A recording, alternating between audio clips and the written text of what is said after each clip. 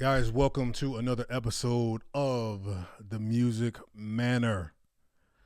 Back once again, guys. It's good to be here, and I am very excited about this episode. Y'all already know I told y'all this was not on your list. I know it wasn't, but that's why you come here. That's why I'm here to help. So, before we get into it, as a matter of fact, did you all know that the saxophone, the instrument, the saxophone, is the only instrument that can be traced to one creator, like one guy?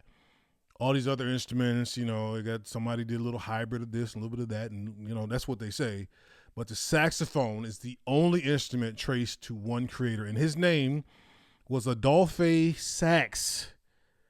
A Sax in the building. Um, amazing, amazing story. He was Belgian and created himself. A lot of people hated on him. He cheated death like 7, 8 times. He had lip cancer at one point, overcame that. Whole lot of stuff, but a very interesting character. But yes, Mr. Adolphe Sax. Without him, we'd have not gotten amazing saxophone solos in 80s songs. So shout out Adolphe Sax. So let's get to it, y'all. The number 5 greatest gospel album of all time is Amazing Grace by Aretha Franklin. I know most of y'all listening to this have never heard of this album, let alone heard it at all. But this is why I'm here to help y'all out, okay? Because y'all don't know what y'all talking about if this was not in your top 10 somewhere. This is the seminal work of Aretha Franklin. It is, and I'm telling y'all the truth, I'm not stuttering when I say this. If someone asked me for the pure sound of gospel music, no contemporary changes, no just, add a little bit of this and, making it more for this time or that time, just pure gospel music from track 1 to the end.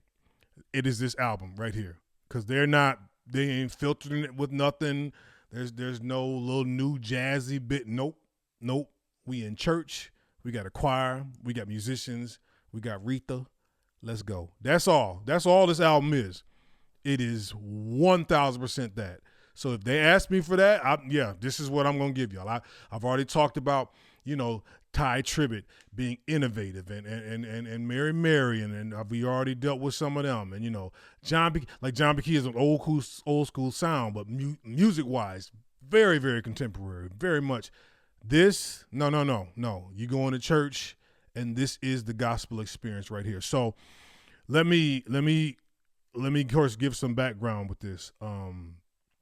This album, guys, I probably heard this when I think I was maybe 13 or 14 years old. Now, this album came out in 1972, so I was not around to hear the initial reaction and things, and I'll get to that. But I'm just talking about my experience first. And see, I don't know how this came. I think maybe a saint at our church gave us this album or something, because first of all, it was a double CD, and I primarily brought CDs at our house at that point, so because I know I didn't buy it, but it's like I found it or I stumbled on it, but it was brand new. I remember taking out the wrapper, but I know I didn't buy this because I didn't even know Aretha Franklin did a gospel album at that point. I couldn't have been no more than 15, and so this is not a situation where it was like, oh, that's my jam, or, oh yeah, this is a hot artist. And, I knew of Aretha Franklin. I'm going to get to that more in a minute. But from the minute I put this album in, I didn't listen to it because, again, just banging tracks or, oh, how'd they do that? It's more so that I just studied this. And when I say I studied this album, I'm talking about hours and hours and hours. Just, I couldn't shake it. I couldn't even tell you all the reasons why, but it was just such a pure form. And it was almost like they just literally let you come in and listen to them having church for a couple hours and singing, I can't explain it. I mean, I would just study this. I wasn't, again, not just like put it in the car and bump it. No, I would just listen and just intently to everything they were doing and like how she was singing and the music and all that. And I'm gonna get to all the background in that, but this album, I had no idea the details I'm about to give you and all that. I didn't know nothing. I just knew.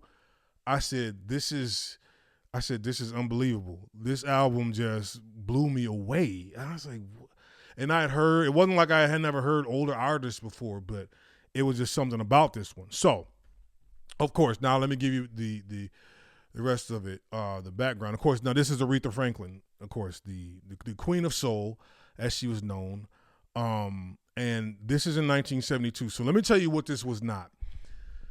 This was not an artist who was struggling and fading from glory, and the albums are down, and now, let me go to church and get a boost back up. No, that's not this. This is Aretha literally in the middle of her apex. She is hot as fish grease, as they could say.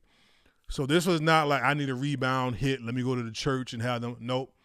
And she really didn't, this is their only like major church album she did, which is kind of, as a professional, which is kind of crazy to me as well. Like, she really never did nothing else for that, you know what I'm saying? And she had, like I said, she's doing hit after hit after hit.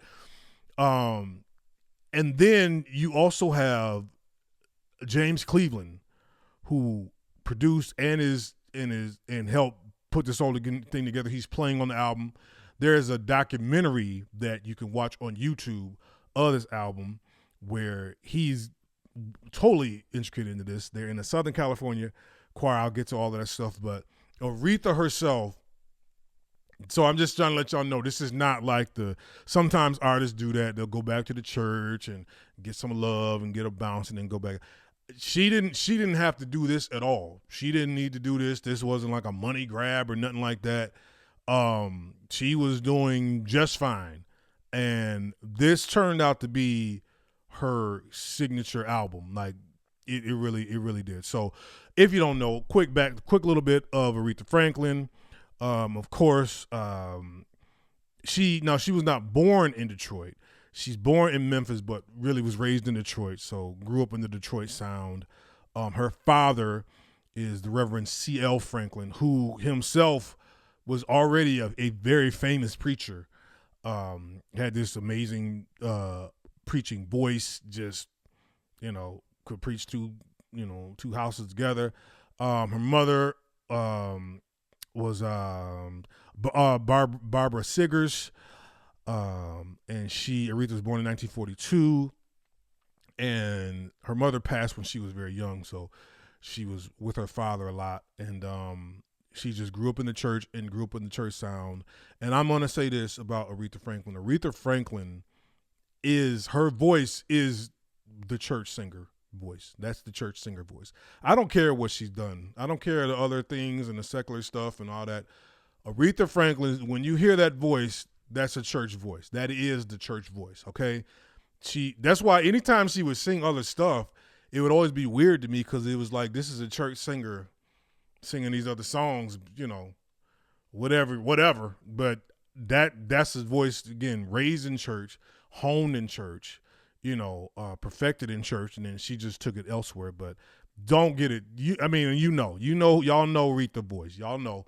So I ain't saying nothing you don't know right there, but that's who she is to me. Now, how I was introduced to her, though, more than likely was, well, you can't see it. There's a poster on this wall, and that will be a full dedicated show when I do the Blues Brothers, because that was probably one of the most influential movies for me musically as a little kid. But she was in the Blues Brothers. She's in a scene in the Blues Brothers where the Blues Brothers are trying to get the band back together. That's an old movie.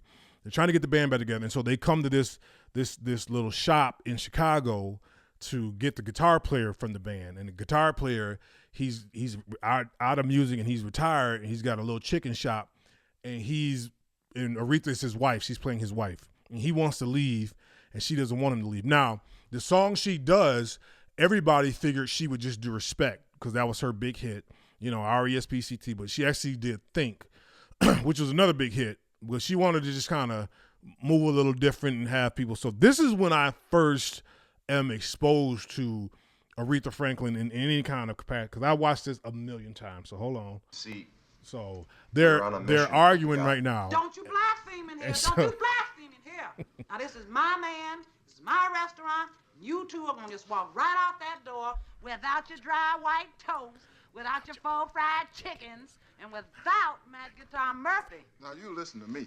I love you, but I'm the man and you are the woman, and I'll make the decision concerning my life. You better think about what you're saying. You better think about the consequences of your actions. Oh, shut up, woman. You better think about what you're trying to do to me, yeah. Think. Let your mind go, let yourself be free. Let's go back, let's go well. Oh my gosh. I didn't even know you came in too much more intense. Y'all, when I do this movie here, oh my goodness. So that's where I really was exposed to Aretha Franklin right there. She kills it. She's so good in that. Without you, the Blues Brothers came there and one of them wanted white toast and the other one wanted 4 fried chickens. Anyway, that was what this. So she does Think, a big hit. It's already hit anyway. The movie is just a big hit and all that. That's when I first was exposed to her. So, and then she does, in Respect, everybody knows RESPC. That's probably her most commercial big hit that everybody knows. But she did so much more stuff. But again, the church, I'm sorry, that's a church voice. Y'all just heard it. That's a church voice singing. That is not like, it's not like, Whitney Houston's voice. Whitney Houston Whitney grew up in the church too. Whitney can sing church songs. Whitney did have like a pop type of voice, I want to dance with somebody, that was a kind of a pop voice that she could cross over with. Aretha did cross over, but that church stayed in her. Okay. That church stayed in her. So when she does Amazing Grace, I already told y'all, this is 72. She's already got so many hits done, so many more to come, but she does Amazing Grace.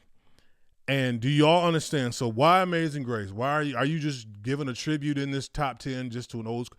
I told y'all, this is not about giving tributes. You have to hit my criteria in some kind of way. Amazing Grace is the greatest selling live gospel album of all time, live. So not in the studio, not, remember I told y'all Karen Clark Sheard, she did a little studio, This is all live. It is the greatest selling live gospel album of all time. Now, you might not have known that, but that's what it is, and I'm not surprised, okay?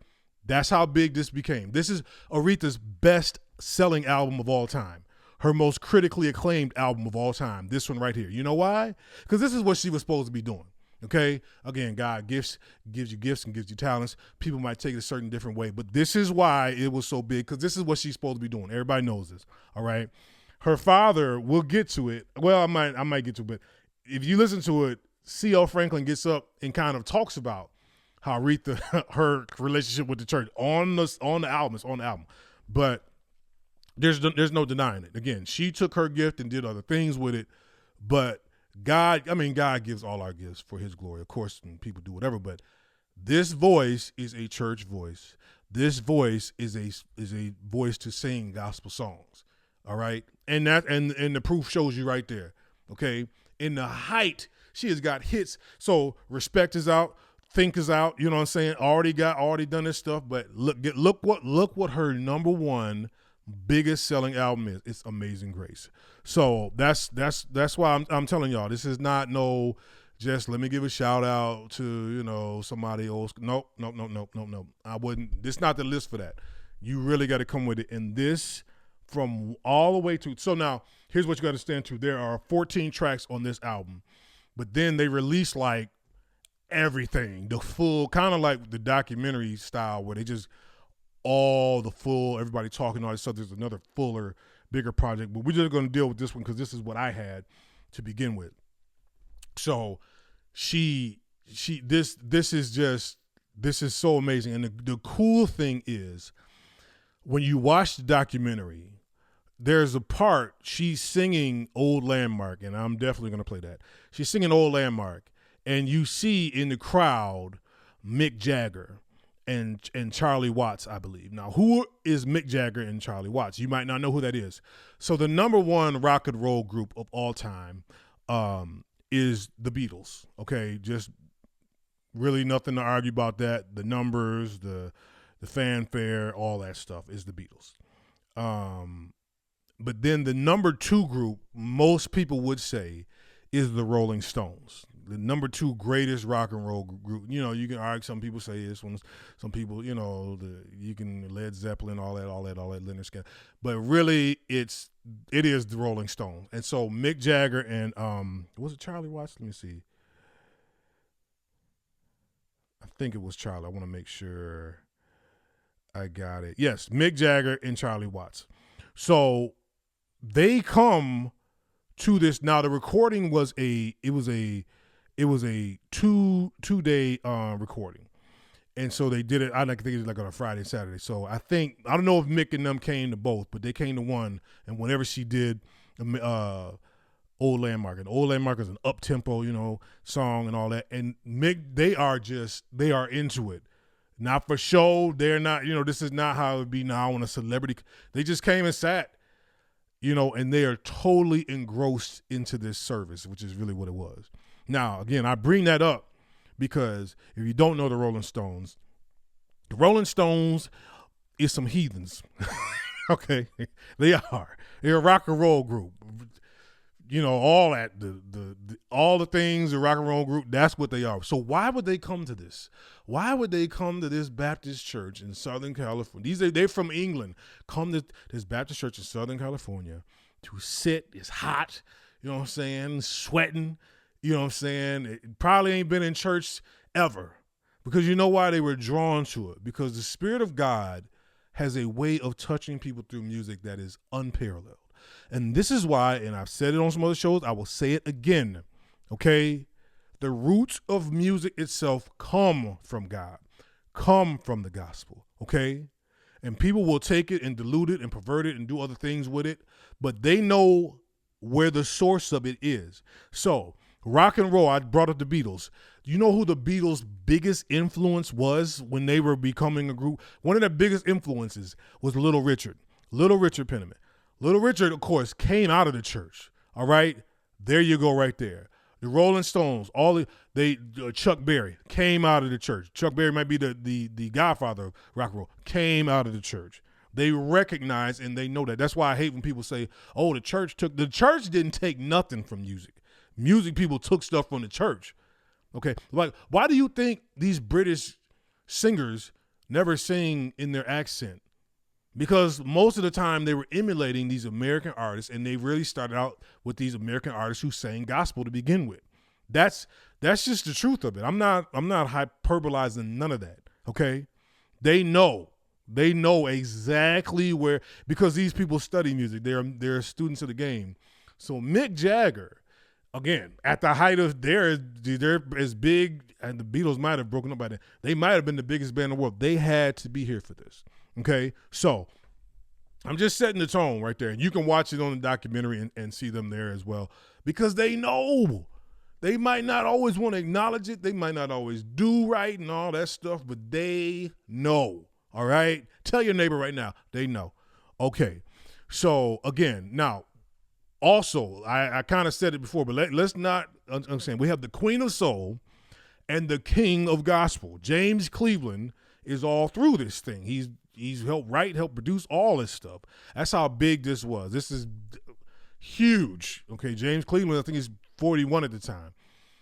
It don't get no bigger than that. This is like a super collaboration with these two, and it is unbelievable. It really is. That's part of just the impact on that. So this is technically a James Cleveland and Aretha Franklin project. You know, it was kind of a 2-in-1 thing that I'm giving y'all, but that's how much it is. So I'm gonna get to some tracks, and maybe then I'll do a little split on something else within this. But it's unbelievable, folks. It's unbelievable. So the album starts out. We're gonna start out with Mary Don't You Weep, okay? And just, this is literally what you're first going to hear, you know, starting out, the first track you play on this album. So That's Aretha Franklin. Give her a big hand.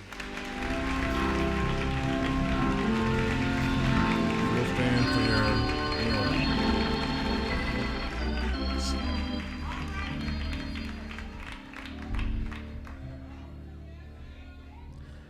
I'm going to talk about that in a minute.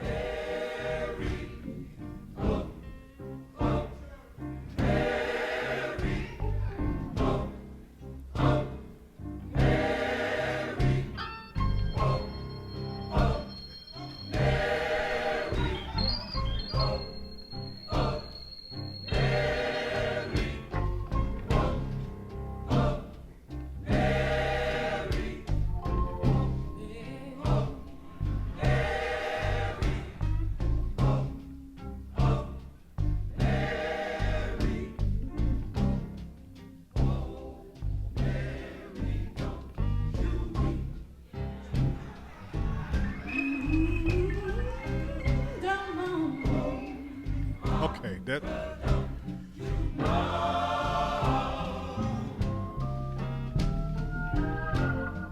Ooh, okay, all right. Y'all, I'm already getting in trouble with YouTube. They're already kind of restricting some of my stuff. I know, whatever.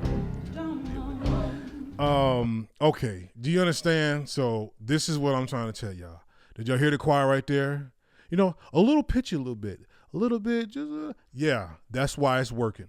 This is not, so again, this is live, and that's why this album is so good, because it's live. In a studio, they fix some things, they make the choir sound, no, this choir, matter of fact, you watched it, I don't know if it's this song, but like for most of this album, they sitting down, the choir, singing, sitting down. These people's reactions are real, they are really in church. James Cleveland opens up like, listen, y'all, if we have to redo some things, we might have to, you know, if we mess something up, we might have to redo it, but we really just gonna have church. He basically just tells them that. That's what's happening. So that first piano, these are just very simple chords, you know, oh, man, very, not, you know, and then she comes in so subtle and just, this is, because you know why? Because she knows what she's doing, because she's back home singing in church. This is not, again, this is not an artist that's not accustomed to singing in a church, singing in front of people, doing a live album. Everybody knows what they're doing. This is a Southern California choir. This is January 13th, 1972, New Temple Missionary Baptist Church in Los Angeles. Let's go. Okay? The musicians are just we got an organ, we got a piano, we got a bass, we got drums, I think we got percussion, and that's it. That's it. No synths, no nothing, no drum machines, no nothing. Like we just get into it, all right? Oh, Mary. If you want to talk about Mary Don't You Weep, this is the seminal song. This is it right here. This is the greatest version of, you know, let me give it a little bit more. Let me see if I get to give you just a little, let me see if let me just let it play.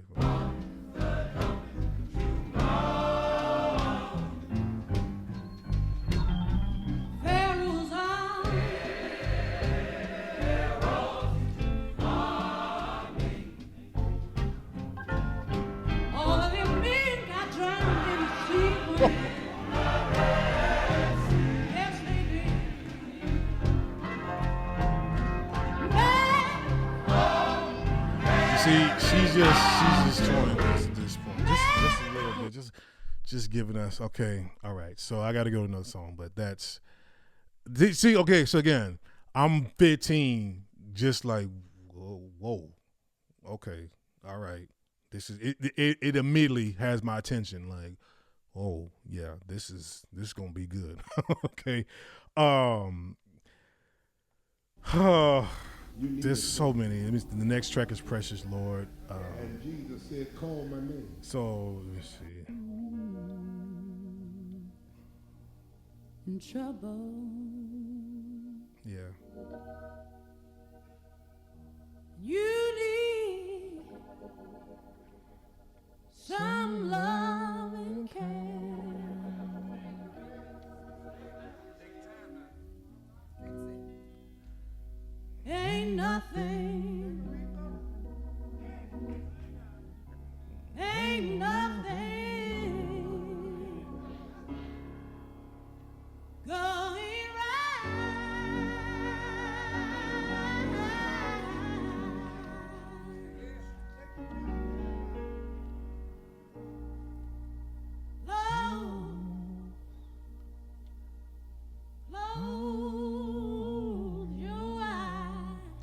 See, that, do y'all understand what's happening? Meditate on him. Will you meditate on him, people?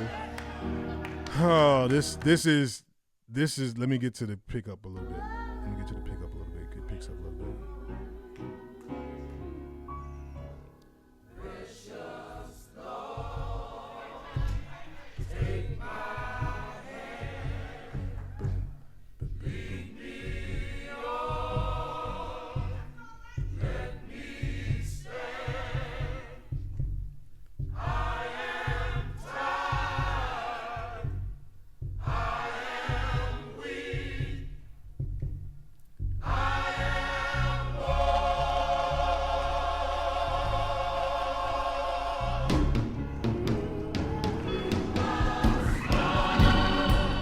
Yeah, y'all hear that?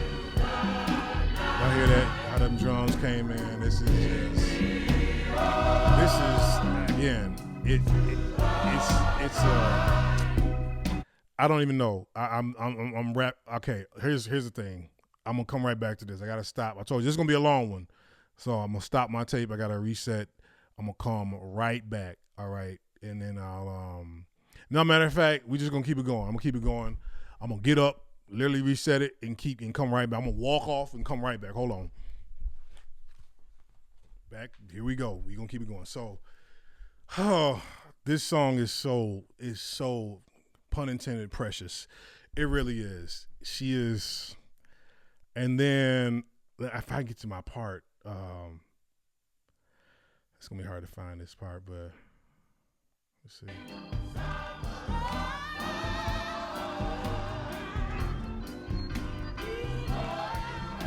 This might be it. Yep.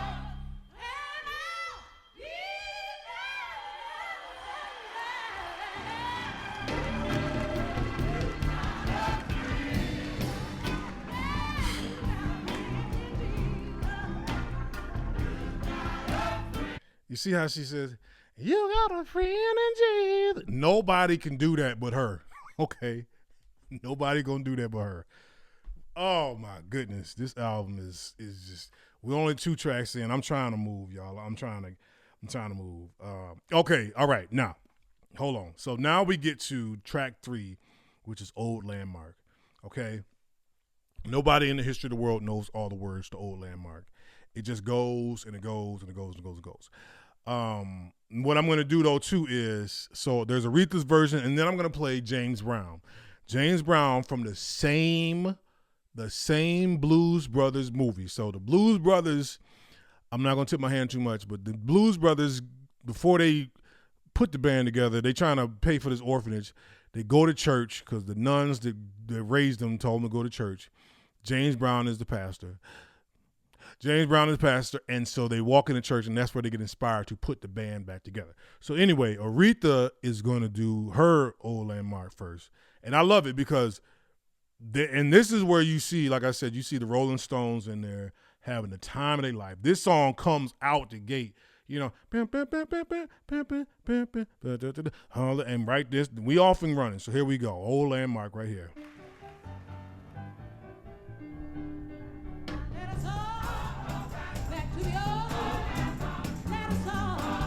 See, that bass is simple, no frills. He just staying in the pocket. Yeah, someone know?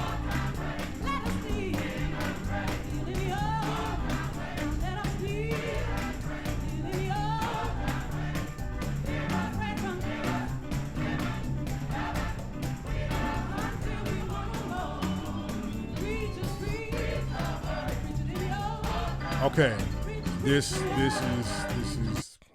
outstanding. This is outstanding. Again, I couldn't even tell you the words. So James Brown does it as well.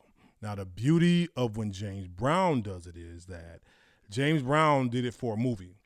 And, you know, when they do movies and there's music in it, like even with Aretha, when she did Think, you know, of course they'll play it back, but you got to just lip sync because they don't need the real audio because they'll just put it in post. But James, they said, could not do the song the same 2 times. He was always changing up. You know, that's how I do it. You know what I'm saying? Hold on, hey, hip. You know what I'm saying? This is the man's work, whatever he was doing. So he never could. So this is the literal audio in the movie. Like this what they did with Lord. What's the new Wizard of Wicked? Yeah, they like let him really just sing because they could do that. That was such a big deal. But James did it because they had no other choice because James just couldn't. But this is the same one. I kind of like this version a little bit better though. It's a little faster. They up it in tempo a little bit, but it's still. Let me see.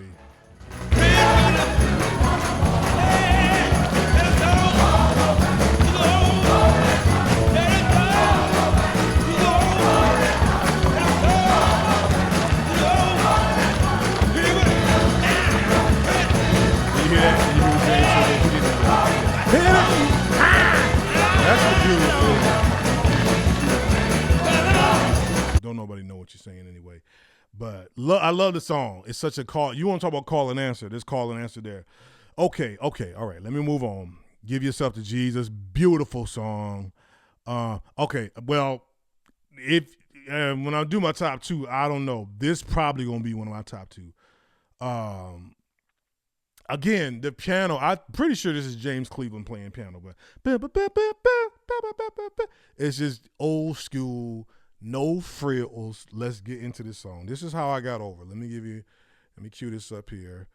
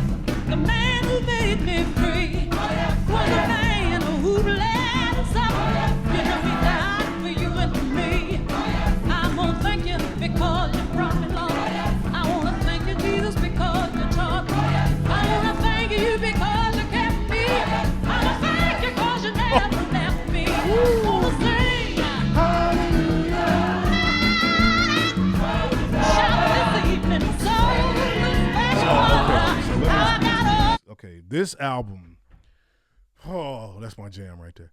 This album, again, is live, and it's not, they didn't just get up and do it. I mean, they rehearsed, of course, but she is pushing her voice in a way that I'm sure James Cleveland was really, I mean, first of all, she grew up around James Cleveland. They didn't just come together for this. He grew up, playing in their house, and, he knew her father, all this. They were very close. But it's like, as a producer, he was probably pushing her in a way to really get her, because now we know Aretha. When we talk about real divas, you put her at number one with a bullet. Okay, Aretha was Aretha, and then you can whoever, Whitney, Janet, Mariah, whatever. But so when you get to that status, a lot of times people are very glad to just have you in the studio, and they'll just cater to whatever you want. And sure, Aretha, how you want to do it? A good producer is going to push you to really expand your vocal range, do runs you're not comfortable with. It's like a trainer. They're not there to just get you to do what you want, because getting you to do what you want might not be exactly what the record needs. But she is hitting notes. She is straining. And the thing about I love, sometimes she's missing a little bit. That's why I love this live album. It's not perfect. You hear it's a little bit of mess ups, but that's all right. If it was a studio album, they'd fix. That's why studio albums always sound perfect. And then y'all get to hearing the person live like, well, they don't sound like this. Yeah, because they didn't reverb, didn't put 100 things in it, mixed and mastered it. The person's voice don't even sound like that no more. This is just a real 1972 live recording. And she is just giving it everything she's got. She's not halfway in on none of this. That's how raw and pure this is. But again, you have to have it in you. And like I told you, she grew up and it's in her to do this. That's why you can't come back to church and be like, okay, I'm gonna come back to church and sing this. And it's not gonna resonate like you think it will. You know, people might support you, but it ain't gonna resonate. That's why this resonated. But anyway, okay, how I got over. Oh my goodness. And then let me see what a friend. Whoa, my God. Let's see what time. I'm running out of time. What a friend. Amazing Grace, which is the title track. Oh, Precious Memories. Sorry, we gonna get some Precious Memories. The way this comes in too. Hold on. Let me get it going. Precious Memories.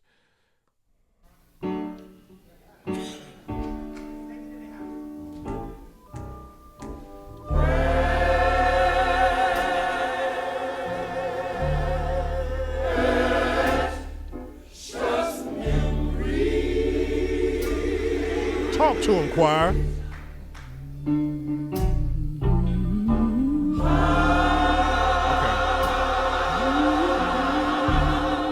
Wait, so let's listen to that one more time.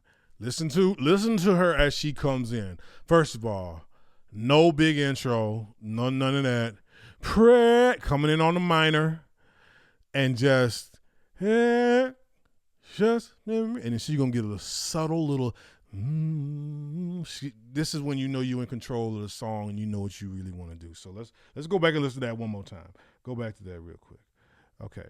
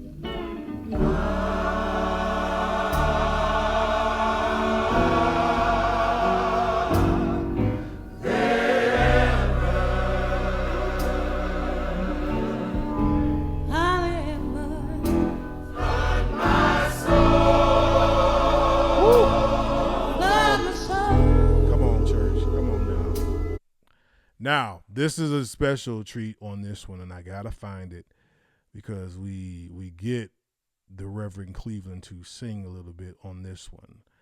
I gotta find it though, y'all. Let me see. Yeah. Here we go.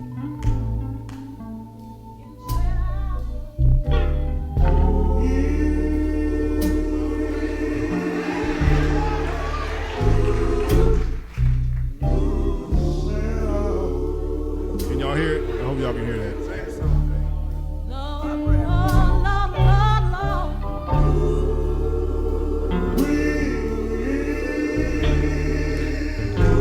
When what happens? Yes, sir. Yeah. What happens, sir? Talk to him for a minute. The truth.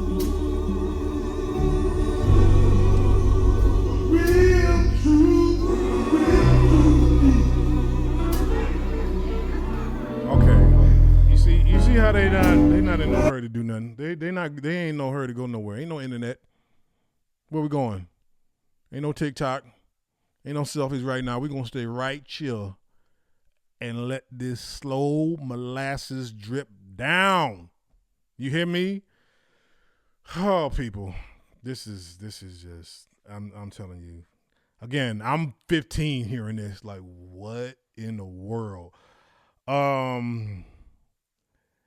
Man, I do love climbing high mountains too. That's okay. I'm gonna play one more. Let me see.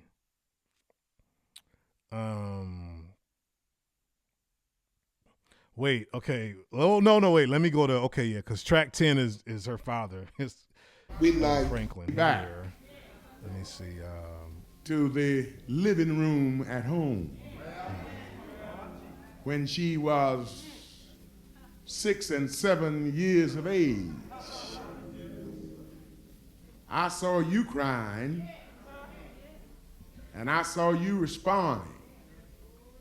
but I was just about to bust wide open. You talking about being moved. Not only because Aretha is my daughter, Aretha is just a stone singer.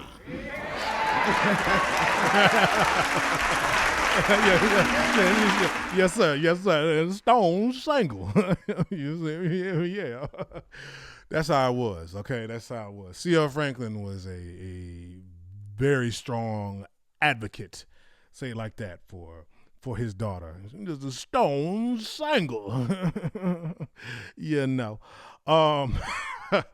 But oh, God will take care of you is such a beautiful song. Let me give you just a little bit of this, and we got to get out of here.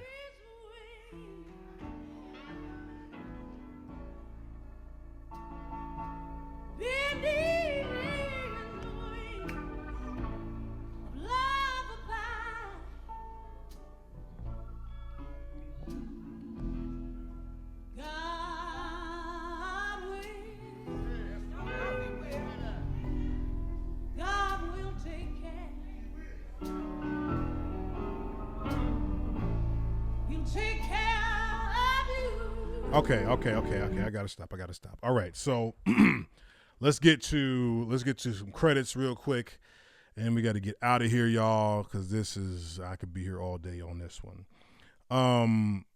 So this is 1972. This is the Southern California Community Choir under James Cleveland. Let me see here. Y'all know I mess this up every time. I'll be having my tabs ready, and then all of a sudden everything just goes haywire. Some of these songs, of course, are public domain and older songs that, she didn't write, and then some she added to Amazing Grace. Yes. So again, like I told y'all, double platinum album. She won the Grammy for Best Soul Gospel Performance. It is critically just praised all the way up. Rolling Stone magazine, just everybody just there's the Rolling Stones, which is a group, and then there's Rolling Stone magazine. That's a different thing. So we have, let me see. And also, Aretha played piano as well. I should say that. She played piano on some of this as well. James Cleveland's on piano. Cornell Dupree on guitar. You hear that name? Cornell Dupree. Come on now. There you go. That 1972 name. Kenneth Lupper on organ, who killed it. Bernard Purdy on drums. Chuck Rainey on bass. And Pancho Morales, my Latin brother, on congas and additional percussion. Shout out there. Aretha produced. James Cleveland, Jimmy Douglas, Jerry Wexler, very, very famous producer. Jerry Wexler produced as well. Jerry Wexler did a lot of rock and roll groups and Ray Charles and all that stuff, but he was in on this as well. Not a whole lot of people needed on this. Gene Paul, assistant recording engineer. Not a big credits list. That's what I'm saying. Very much a contained project and perfection, y'all. Like I said, if somebody said, give me just the pure, unfiltered, no contemporary, just give me the gospel album, then this is it. They're just singing, they're having church, and they just happen to be recording it while they were having church. Because this is what church services was back then, really. That was it. It wasn't like, there were no praise teams, there was choirs, but again, this is why so many great singers came out of this, because you would just get up there and showcase and go, like sing, and just wouldn't be no fancy songs. So you really had to sing, because the song couldn't carry you and the musicians weren't really going to carry you per se. So that's why people got discovered so much, because, you just had to sing and figure out the rest later. And that's what this is. Again, Aretha went on to do a lot of other things. Let me go real quick. Aretha Franklin was something else. Of course, she passed away, but she did the Star Spangled Banner at a Lions game for Thanksgiving and took her sweet time doing it. Let me see. Yes. Ladies and gentlemen, to honor America, Miss Aretha Franklin.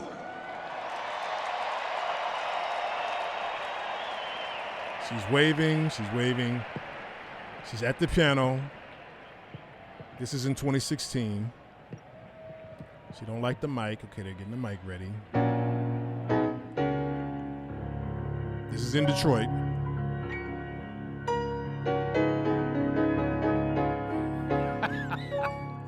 Wait. This is so great. So let's stop right there, fam. Now there's a football game about to be played. There's it's Thanksgiving, 20 million people watching. You supposed to hit that anthem and go. Did y'all hear the intro?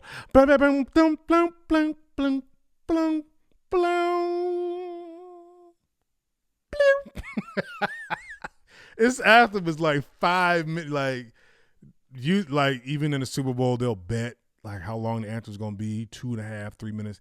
This boy here is 5 minutes, and Aretha ain't moving. Let me go back and say, we gonna be done.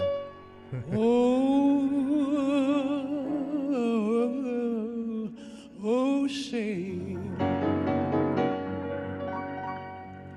can you see? The players are standing like, oh, we gonna be here a minute. Yes, you are. By the dawn's